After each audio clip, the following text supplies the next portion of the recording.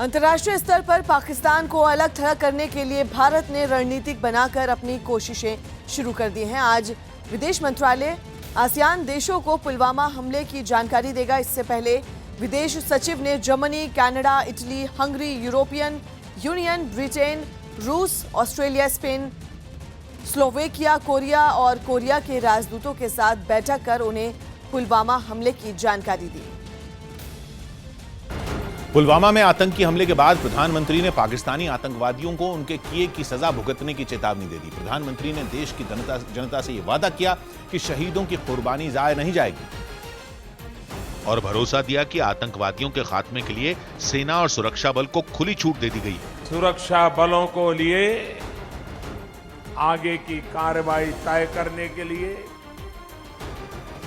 समय क्या हो, स्थान क्या हो, स्वरूप क्या हो,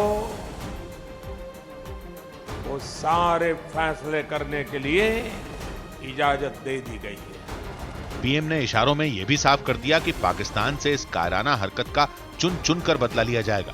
मैं आतंकी संगठनों को और उनके सरपरस्तों को कहना चाहता हूं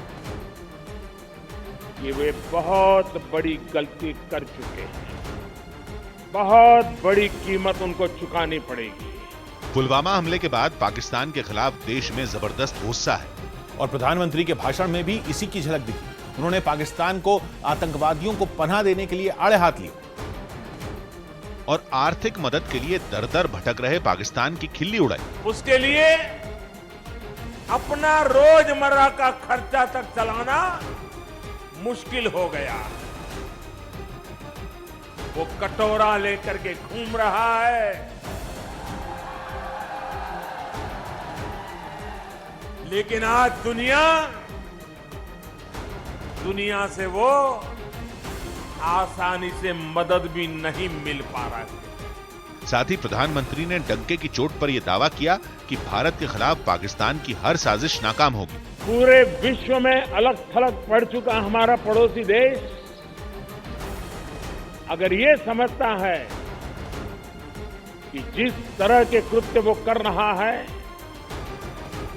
जिस तरह की साजिश रच रहा है, उससे भारत में अस्थिरता पैदा करने में सफल हो जाएगा, तो वो ख्वाब हमेशा हमेशा के लिए छोड़ दे। वो कभी ये नहीं कर पाएगा और न कभी ये होने वाला है। पुलवामा आतंकी हमले के बाद विपक्ष ने राजनीति को दरकिनार करते हुए सरकार के साथ खड़े रहने का ऐलान किया। कांग्रेस अध्यक्ष राहुल गांधी ने इस नाजुक वक्त में बीजेपी के साथ सारे राजनीतिक मतभेद अलग रख दिए और आतंकवादियों को करारा जवाब देने के लिए खुलकर सरकार का साथ दिया। इस देश को कोई भी शक्ति तोड़ नहीं सकती है, बांट नहीं सकती है। पूरा का पूरा ऑपोजिशन एक साथ हमारी सिक्योरिटी फोर्सेस के साथ और सरकार के साथ खड़ा है। बात देश के लिए जान देने वाले जवानों की थी, लिहाजा बीएसपी ने भी देश हित को सबसे पहले रखा। हम सब लोग, पूरे देशवासी, भारत की एक एक नागरिक भारत सरकार को ये विश्वास दिलाते हैं कि हमारी सीमाओं की सुरक्षा के लिए, हमारी जवानों की सुरक्षा के लिए, हमारे जो भी सुरक्षा के संबंधी कार्य हैं उसके लिए पूरा देश एकजुट है। हमेशा से पाकिस्तान के खिलाफ आक्रामक तेवर दिखाने वाली शिवसेना ने तो ईंट का जवाब पत्थर से देने की मांग की। त्यांनी सांगितलं ना, जशास तसं उत्तर दिलं गेलं पाहिजे। खुद प्रधानमंत्री ने भी सरकार की आलोचना को स्वीकार करते हुए सभी पार्टियों को एकजुट होने का पैगाम दिया। जो हमारी आलोचना कर रहे हैं उनकी भावनाओं का भी मैं आदर करता हूं। राजनीतिक छींटाकशी से दूर रहें। इस हमले का देश एकजुट होकर के मुकाबला कर रहा है। देश एक साथ है क्योंकि लड़ाई हम जीतने के लिए लड़ रहे हैं। दिल्ली के पालम एयरपोर्ट पर श्रद्धांजलि देने के बाद पुलवामा में शहीद जवानों के पार्थिव शरीर पूरे सम्मान के साथ उनके शहर और गांव में भेजे गए हैं। जिसके लिए शहीद जवानों के पार्थिव शरीर को तिरंगे में लपेटकर ट्रक में रखा गया।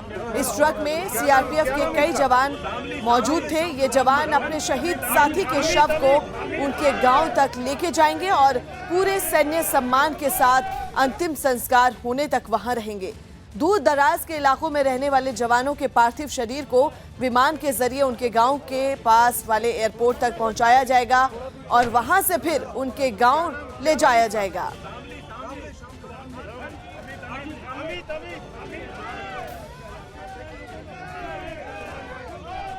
पालाम एयरपोर्ट से शहीदों के पार्थिव शरीर जब उनके गांव भेजे जा रहे थे तब वहां लोगों की भारी भीड़ भी जुट गई, जिन्होंने शहीदों को श्रद्धांजलि देने के साथ हमले पर गुस्सा भी जाहिर किया। दिल्ली के पालम एयरपोर्ट पर तमाम शहीदों को श्रद्धांजलि दी गई, जिसमें प्रधानमंत्री नरेंद्र मोदी समेत राहुल गांधी भी शामिल हुए। लेकिन श्रद्धांजलि के बाद तमाम जो यहाँ पर मौजूद हैं लोग, वो अपनी नाराजगी जता रहे हैं। ये बताइए कि आप कहाँ से हैं? हम पालम से, दिल्ली से। ये बताइए कि यहाँ पर क्यों आए हैं, क्या डिमांड कर रहे हैं? हम ये डिमांड कर रहे हैं कि मोदी जी दोबारा सर्जिकल स्ट्राइक करें और एक सर के बदले हमें 100 सर चाहिए। हाँ। हमारे 40 जवान शहीद हुए, हम चाहेंगे उनको 400 का उनका बलिदान हो। जी, जैसे हमें पता लगा कि हमारे जवान जो शहीद हुए हैं वो यहाँ पर लाए गए हैं, तो मन के अंदर जो देशभक्ति की भावना है उसने हमें घर पे बैठने नहीं दिया। हमारी मांग है कि जिस हिसाब से हमारे 40 जवान शहीद हुए तो 40 टुकड़े पाकिस्तान के किए जाएं, अलग थलग पाकिस्तान को, भूखे नंगे पाकिस्तान को उसकी औकात दिखाई जाए। यहाँ पर नाराजगी साफ नजर आई, तिरंगा भी लेकर चल रहे हैं लोग। और जैसे ही श्रद्धांजलि खत्म हुई पालम एयरपोर्ट पर तमाम जो आसपास के लोग हैं वो यहाँ पर इकट्ठा हो गए, नारेबाजी भी कर रहे हैं, अपनी नाराजगी भी जारी कर रहे हैं और गुस्सा भी जाहिर कर रहे हैं।